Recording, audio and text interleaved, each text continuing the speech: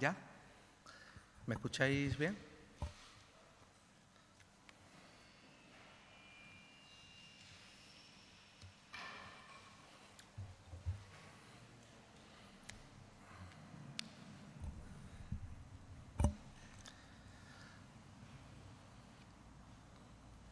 Laura, ¿ya empezamos ya? Bueno, pues muy buenos días a todos y a todas y muchas gracias por acudir a esta convocatoria de prensa que sin duda es una convocatoria trascendental para los centenares y las miles de familias que incorporan a algunos de sus hijos o de sus hijas al sistema educativo.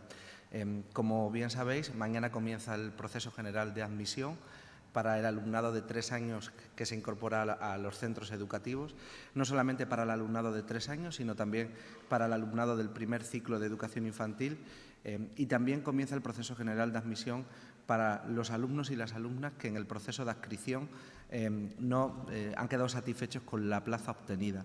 Por tanto, se trata de una convocatoria fundamental para la Consejería de Educación y Empleo porque es una convocatoria que dará respuesta a la escolarización a las familias que tengan hijos o hijas en edad de escolarización. Les repito, el plazo para participar en el proceso general de admisión será del 1 al 22 de abril de 2022 y comenzará, por tanto, mañana. Participarán en este proceso general de admisión 40 escuelas infantiles de la Junta de Extremadura, más las 88 aulas de 1 y 2 años que forman parte del programa experimental del primer ciclo de educación infantil. Es decir, participarán en este proceso dentro del primer ciclo de educación infantil las 40 escuelas infantiles de titularidad autonómica más las 88 aulas infantiles de 1 año y de 2 años y participarán también en el proceso de 3 años los 404 colegios de educación infantil y primaria. En el proceso de secundaria, en el proceso general de admisión de secundaria, participarán los 141 institutos de educación secundaria. Y dentro de la otra modalidad de enseñanza, la modalidad de enseñanza de la escuela concertada, también participarán en el procedimiento, tanto del segundo ciclo de educación infantil como de primaria como de secundaria, los 60 colegios concertados de la región. Además del plazo que les acabo de indicar, del 1 al 22 de abril, existen otras fechas que son claves en todo el proceso de escolarización y la primera fecha clave será el 18 de mayo, porque será el día que se publiquen las listas provisionales de puntuaciones de acuerdo al baremo que se establece en el Decreto 128/2021, que, como ustedes saben, es un decreto que viene a adaptar a la nueva realidad las circunstancias de la escolarización. Habrá también otras fechas, como por ejemplo entre el 18 y el 27 de mayo, donde las familias podrán solicitar el acceso a su expediente y podrán formular las reclamaciones que consideren oportunas ante las puntuaciones publicadas. El 17 de junio se publicarán definitivamente los listados de todas y cada una de las etapas susceptibles de participar en el proceso general de admisión y finalmente entre el 1 y el 15 de julio comenzará el periodo de matriculación. Les han pasado desde prensa de la Consejería los datos de puestos escolares y de nacidos en 2019.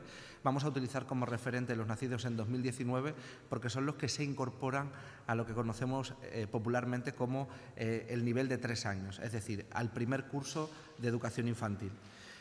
Ustedes pueden comprobar que el total de nacidos en Extremadura en el año 2019 es de 7.805 alumnos. Estamos hablando de 100 alumnos menos que se incorporan al segundo ciclo de educación infantil que el curso pasado. Si el año pasado teníamos 7.905 alumnos, este año se incorporan 7.805 alumnos nacidos en 2019. Para este total de alumnado vamos a ofertar 12.589 puestos escolares. 12.589 puestos escolares. En la tabla pueden ver, además de los datos regionales que les acabo de anunciar, pueden ver los datos desagregados por provincias y los datos de las principales ciudades de la región. No voy a entrar a detallarlos porque lo tienen y pueden serles útiles a la hora de tener que comunicar la información. Si nos centramos en las aulas 1-2 y en las 40 escuelas infantiles, para que ustedes tengan el dato, vamos a ofrecer 3.555 plazas en los 40 centros infantiles de la comunidad autónoma. Les repito que vamos a ofrecer 3.555 plazas en las 40 escuelas infantiles de titularidad autonómica, a la que se suman 1.399 plazas, estas todas gratuitas, del programa experimental Aulas 1-2. En total, la Consejería de Educación y Empleo ofertará para el primer ciclo de educación infantil 4.154 plazas. De estas 4.154 plazas, 1.399 son gratuitas porque pertenecen al programa experimental y aproximadamente el 33% del alumnado matriculado en las escuelas infantiles,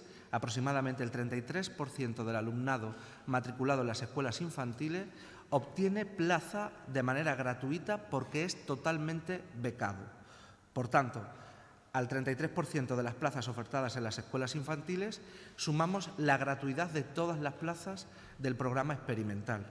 Esto es un gesto, esto es un paso adelante más en lo que la nueva Ley Orgánica de Educación nos dice, que tenemos la obligación de seguir avanzando en la gratuidad del primer ciclo de educación infantil. Estamos muy lejos, eso sí, de conseguir todavía el reto y el objetivo.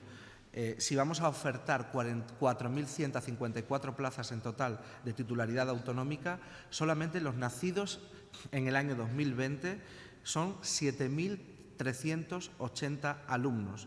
Por tanto, la Consejería de Educación y Empleo, la Junta de Extremadura, continúa trabajando para consolidar la gratuidad del primer ciclo de educación infantil y continúa trabajando en definir un modelo que garantice la igualdad de oportunidades y que garantice la detección precoz de posibles dificultades de aprendizaje desde el primer ciclo de educación infantil. Pero como pueden ustedes deducir de los datos solamente de nacidos en el año 2020, en nuestra región siguen cabiendo los distintos modelos de acceso al primer ciclo de educación infantil.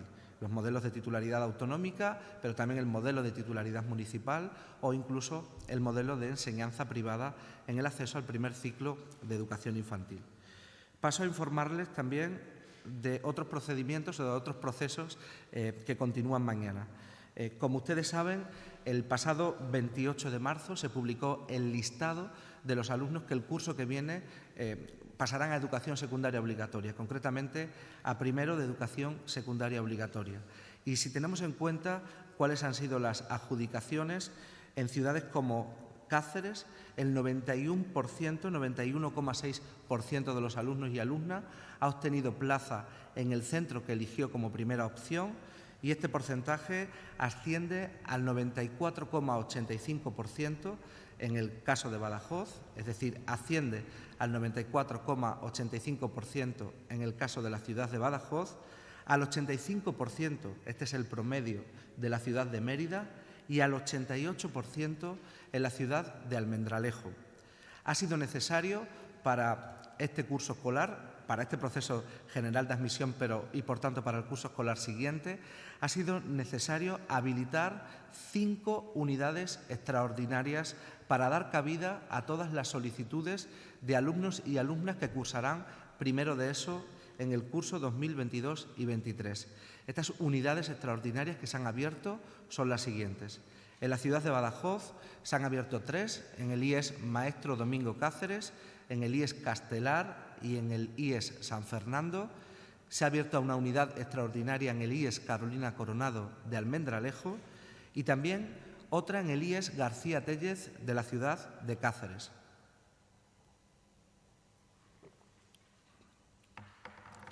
Concluido el proceso de adscripción, han quedado plazas libres tanto en las principales ciudades como en los lugares donde hay adscripción única, y por tanto los alumnos que deseen participar, las familias de cuyos alumnos que deseen participar en el proceso general de admisión y elegir otro centro, sea de su zona podrán utilizar estas plazas que han quedado libres. Concretamente les especifico que en la ciudad de Badajoz aún quedan libres 159 plazas en distintos institutos de la región, 34 plazas en la ciudad de Mérida, 4 plazas libres en la ciudad de Almendralejo, 226 plazas en la ciudad de Cáceres y 117 plazas en la ciudad de Plasencia. Es posible que cuando finalice el proceso general de admisión, los porcentajes de plazas obtenidas, los porcentajes de alumnos que han obtenido plaza en su primer centro elegido varíen y mejoren. ¿Por qué? Porque a estas plazas libres que quedan es probable que sumemos las plazas que se liberen en función del número de plazas reservadas por los centros educativos que hacen una previsión por los alumnos y alumnas que van a repetir clases, o plazas que debemos reservar para alumnados con necesidades educativas especiales o para alumnado de especial vulnerabilidad. Si esas plazas no se cubren ahora, se liberarán y, por tanto, el número de los alumnos que han quedado en lista de espera podrán cubrir esas plazas. Y, finalmente, en aras a la libertad de elección de la familia, los porcentajes de familias que obtendrán el primer centro aumentarán, como viene ocurriendo durante cada curso escolar. Les comento alguna información más para que las familias puedan tener acceso a toda la información. La solicitud se podrá realizar de manera telemática y, por tanto, de manera virtual a través de la plataforma oficial de la Consejería de Educación Rayuela, pero si hay alguna familia que tuviera problemas de acceso a la red o que no tuviera adquirida la competencia digital, podrá solicitar de la manera tradicional, es decir, de manera presencial, podrá solicitar en las comisiones de escolarización o en los centros educativos la solicitud para que se curse. Además, tenemos un portal de escolarización, del que les digo la dirección a continuación, escolarización.educarex.es, escolarización.educarex.es, donde las familias pueden encontrar desde un localizador para que vean cuál es la distancia desde sus casas al centro educativo que desea solicitar, hasta pueden encontrar un simulador sobre la puntuación que obtendrían en función de cada centro cuando apliquemos el baremo en el decreto que aparece en el decreto que les acabo de decir. Como novedades también en el proceso general de admisión es que por primera vez se unifican todas las etapas y todas las enseñanzas. Hasta el curso pasado, por un lado, iba el primer ciclo de educación infantil y por otro el resto de enseñanzas. En esta ocasión, con la misma solicitud, con los mismos criterios y en la misma convocatoria, se unifican cada una de las etapas en el procedimiento. Y bueno, también les explico que las familias que no tengan plaza de momento pasarán a una lista de espera, y que esta lista de espera estará vigente, y esto es otra novedad, no estará vigente hasta el 31 de diciembre del año natural, es decir, no estará vigente hasta el 31 de diciembre del año 2022, sino hasta el 1 de septiembre del año 2022.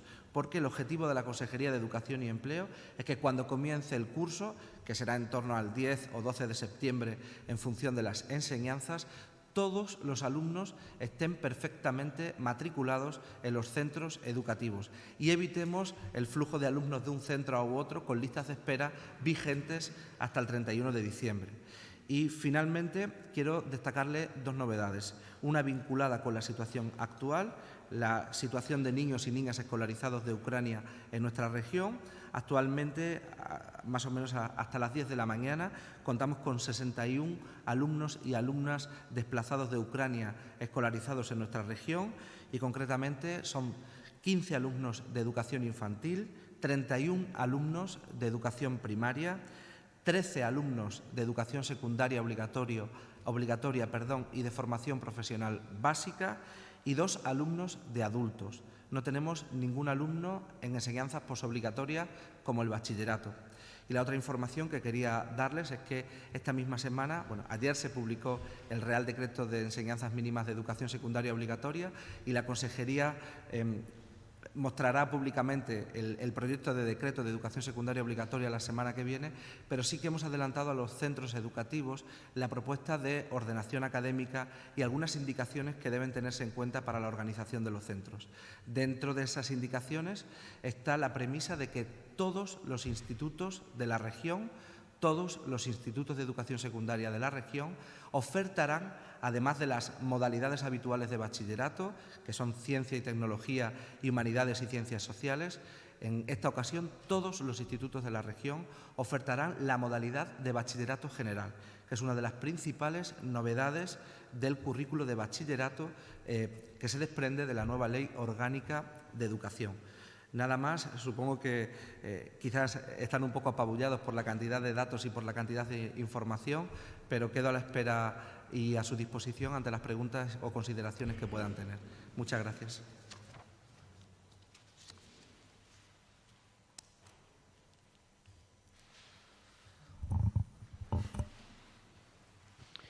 Sí, por aquí. ¿Qué tal? Buenos días. Hola, buenos días. En cuanto a la escolarización en la ESO, ha señalado que todavía se pueden mejorar las plazas en función de la primera asignación, pero ya están llegando algunos problemas, como ha ocurrido también otros años. En concreto, por ejemplo, en Almendralejo, medio centenar de familias querían matricular a sus hijos en primero de ESO en el Santiago Apóstol y, según Educación, no hay sitio. De hecho, el centro nos ha comunicado que hay sitio para una unidad más y esperan a que Educación se ponga en contacto con ellos para darle esa información.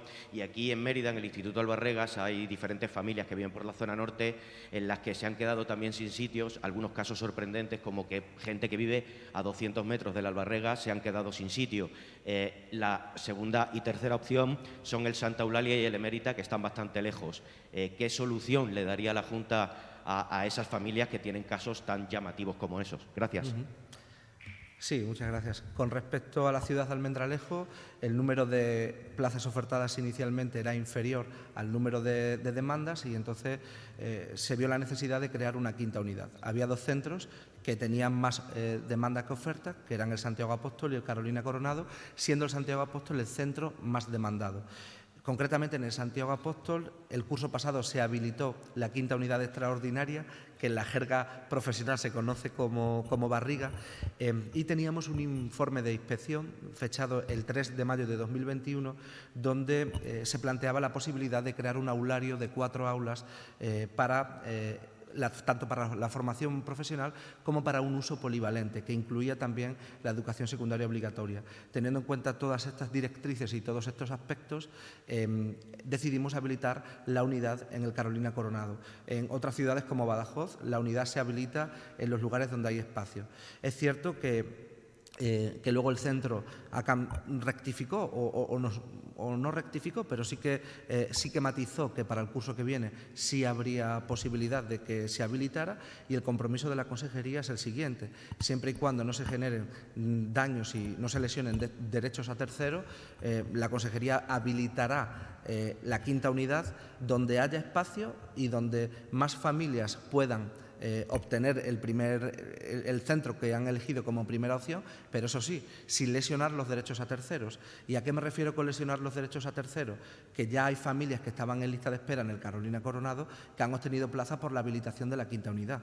Entonces, como vamos a ver cuáles son los movimientos entre el 1 y el 22 de abril, cuál es el flujo de movimiento y los cambios, y si se eligen otras modalidades de escolarización, y la Consejería tiene el firme compromiso de buscar una solución siempre y cuando no se lesionen los derechos de tercero. Y con respecto al Albarrega, pues independientemente de los 200 metros a los que hace usted referencia y que puedo comprender como ciudadano, lo cierto es que la escolarización se organiza por zonas y no por calles.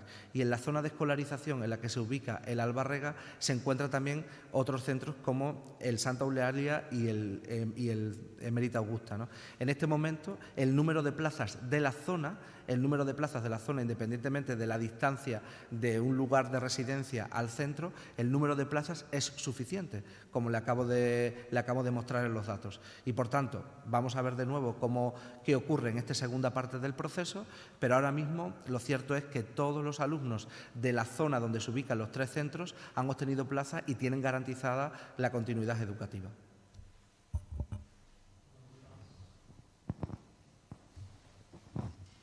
Hola, buenas, Fran. Le tengo que preguntar otra vez de nuevo por la escolarización de los chavales ucranianos a raíz de las críticas o peticiones de UGT que reclamaban más recursos, apoyos lingüísticos, terapeutas, psicólogos. Según el sindicato, le están llegando muchas quejas de profesores que no saben muy bien cómo actuar o cómo tratar en el día a día con esos alumnos ucranianos, porque tienen una barrera que sobre todo es la lingüística. No sé qué respuesta le das a esa petición de UGT. Sí, bueno, imagino que cuando usted se refiere a muchos, nos estamos refiriendo, en cualquier caso, a los 60 alumnos de los que estamos hablando. Por tanto, no es una generalidad. Tenemos arbitrado un procedimiento a través de la inspección para detectar necesidades. Tengan en cuenta que los alumnos y las alumnas ucranianas están llegando a nuestra región fundamentalmente desde la semana pasada y no le quepa a usted ninguna duda ni al sindicato que reivindica estas cuestiones, que tanto para la formación del español como enseñanza de lengua extranjera, como los recursos emocionales, como consecuencia de haber vivido una situación tan terrible como la guerra de Ucrania, la Administración pondrá todos los medios que sean necesarios. En este momento hay una coordinación muy estrecha con el Ministerio de Educación y Formación Profesional, precisamente para determinar actuaciones que garanticen, en primer lugar, la educación universal. Los alumnos y las alumnas de nuestra región son matriculados en un plazo de 24 horas y, en segundo lugar, para suplir todos aquellos déficits que, como consecuencia de la situación y como consecuencia de haber sido escolarizado en un país que no es su país de origen, puedan tener. Es cierto que, evidentemente, nos estamos enfrentando a un conflicto sobre el que tenemos que reinventarnos constantemente porque cada caso es concreto, pero lo que sí le puedo asegurar es que la inspección está trabajando estrechamente con los centros y los centros tienen la obligación de hacer constar a la inspección educativa de que si existe la necesidad de recursos humanos o de recursos materiales, lo hagan saber para que se le dote en el tiempo más rápido posible, ¿no? Y, por tanto, yo creo que la Consejería tiene perfectamente arbitrados los procedimientos y prueba de ello es con la normalidad con la que se está desarrollando. Si ustedes se fijan en los datos, en los puestos escolares que ofrecemos para el número de alumnos totales, ahora mismo nuestros centros educativos están cubiertos en unas 3/4 partes de su capacidad. Esto implica que para la educación básica, tanto para infantil como para primaria o secundaria obligatoria, existan 48.000 plazas disponibles en nuestra región, lo que implica que el sistema tiene arbitrado perfectamente los procedimientos para que los alumnos sean acogidos en un tiempo récord, ¿no?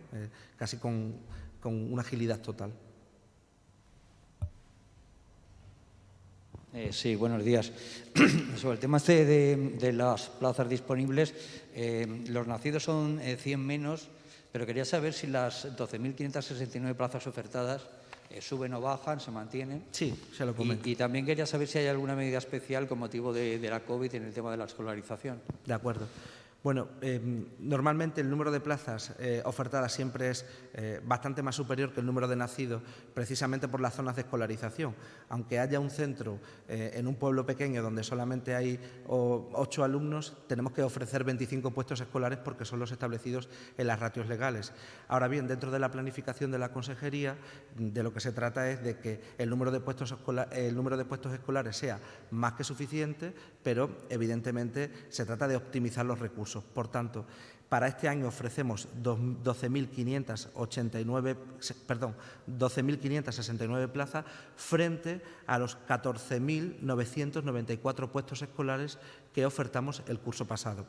Y con respecto a la pregunta que hace de las medidas COVID, nosotros estamos trabajando para el curso que viene en un escenario de plena normalidad. Y trabajar en un escenario de plena normalidad significa que los centros educativos que tuvieron que pasar a vespertino parte de sus enseñanzas como consecuencia de la distancia interpersonal y de la limitación de espacio pueden planificarse para que el curso que viene recuperen su horario habitual. Porque si estamos a punto de dejar de utilizar mascarillas en el interior y los aforos son los que ustedes conocen, ahora mismo Educación trabaja en un escenario de plena normalidad para el curso escolar siguiente, una plena normalidad que ya, por ejemplo, se ha vivido en la secundaria obligatoria porque los alumnos y las alumnas estaban vacunados prácticamente desde el mes de septiembre y que ahora prácticamente se vive en todos los centros educativos de la región.